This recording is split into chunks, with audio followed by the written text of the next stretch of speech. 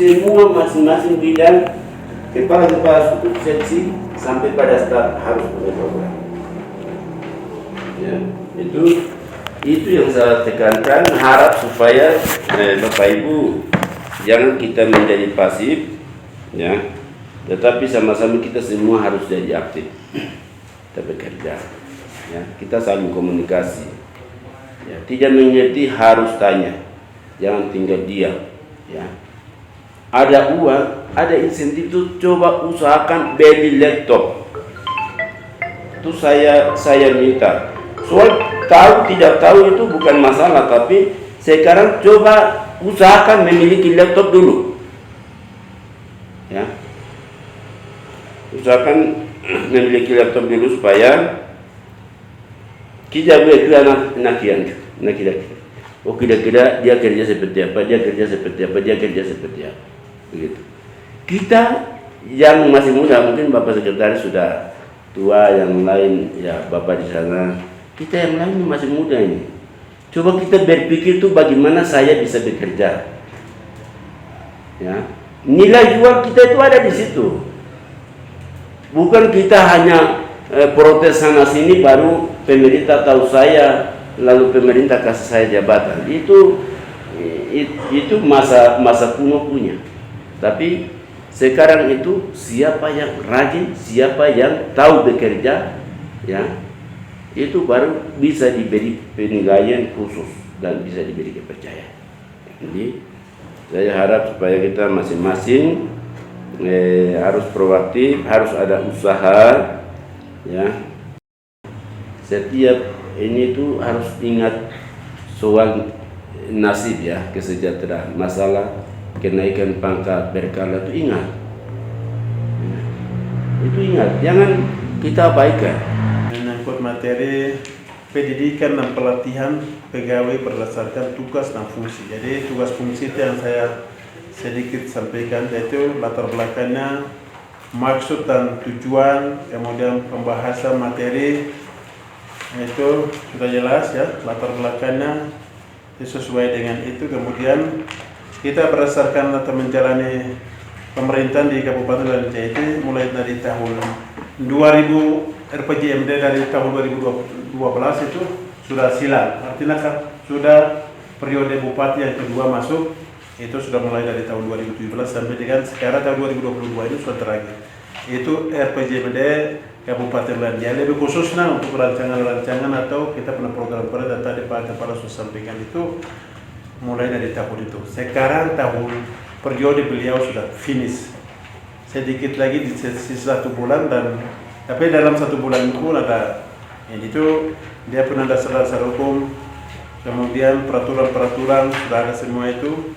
Kemudian maksud dan tujuan itu pelatihan pendidikan ini sangat penting. Jadi kami akan sampaikan di sini adalah tentang fungsi dan tugas itu di halaman 3. Jadi maksud dan tujuan penting.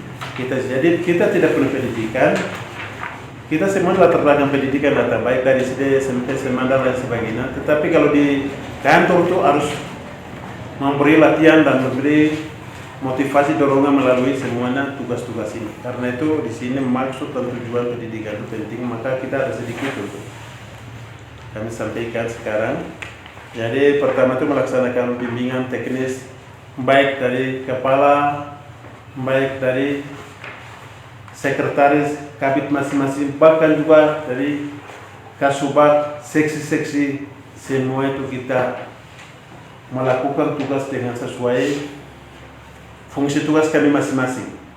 Lalu kami sampaikan kepada staf-staf kami. Jadi setelah kita lakukan sebentar ini, nanti kita akan bagikan tugas sesuai dengan tugaskan kepada kami. Yaitu bagian 4 itu struktural organisasi Dinas Lingkungan Hidup Kabupaten Lanijaya, semuanya terlampir. Jadi struktur organisasi itu seluruh kantor dinas badan di Lanijaya itu berapa? 27. Salah satunya kita Dinas Lingkungan Hidup. Yaitu di sinilah yang kita kelola. Tetap dia pernah jutnis atau tugas-tugas masing-masing ada. Tugas-tugas masing-masing ada. Jadi tugas pokok adalah berdasarkan Peraturan Bupati Lanijaya nomor 19 tahun 2016 tentang organisasi dan tata kerja Dinas Lingkungan Hidup Kabupaten Lanijaya dan Lingkungan Hidup mempunyai tugas pokok dan fungsi sebagai berikut. Jadi yang di atas nomor 19 tahun 2016 merupakan perangkap pada umum Kabupaten Lanijaya. Nah, dituangkan kepada kita Dinas Lingkungan Hidup untuk penyusunan peraturan bupati. Kemarin kita bikin peraturan daerah. Sekarang kita bikin bagaimana penyusunan peraturan bupati Perbup dalam hal ini pelayanan retribusi persampahan atau kebersihan. Jadi kerangka acuan yang kami susun ini yang pertama itu latar belakang. Latar belakang di sini tuh kami harus tahu kita pegawai Lanijaya, tapi Lanijaya itu ada tanggal berapa ini kita harus tahu. Ini mungkin teman-teman bisa baca toh. Mungkin senior-senior kami orang-orang perjuangan yang dulu hadirkan mereka, kita sekarang pakai dinas toh. Tapi dia punya dasar undang-undangnya apa dia taruh di sini. Nomor berapa? Luas wilayahnya bagaimana? Jumlah distrik yang ada sekarang berapa? Dulu berapa? Ini kita harus pelajari. Artinya ini saya tidak perlu jelaskan, tapi nanti teman-teman bisa baca yang ada di situ. Terus yang kedua, tujuan kita membentuk retribusi ini, Perbup retribusi ini, tujuan yang pertama adalah meningkatkan pengelolaan kinerja karyawan persampahan. Yang kedua, meningkatkan PAD kita, pendapatan kita.